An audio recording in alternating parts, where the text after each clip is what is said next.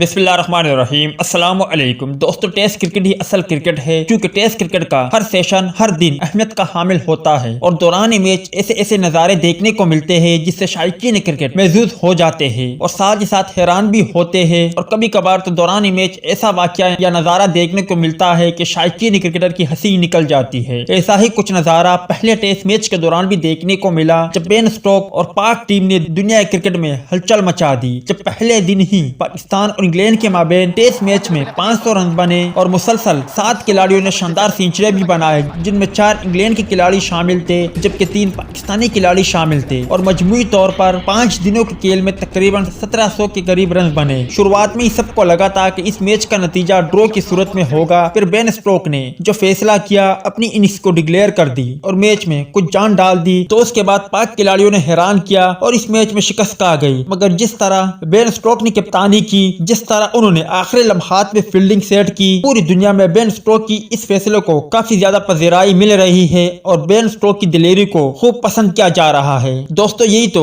Test cricket کی جان اور شان ہے، جب آخری لمحات میں انگلینڈ کے تمام کھلاڑی نسیم شاہ کے سامنے کھڑے ہو گئے، ان پر دباؤ بڑھایا۔ نسیم شاہ بھی کافی دیر تک ڈٹے رہے اور کافی دلیری کا مظاہرہ کیا، مگر کب تک بالآخر انگلینڈ کرکٹ ٹیم کے کھلاڑیوں کے جال میں آ گئے اور اپنی وکٹ دے بیٹھے، جس کے ساتھ ہی انگلینڈ اور ٹیسٹ کی ایک سنسنی خیز میچ کی جیت ہو گئی۔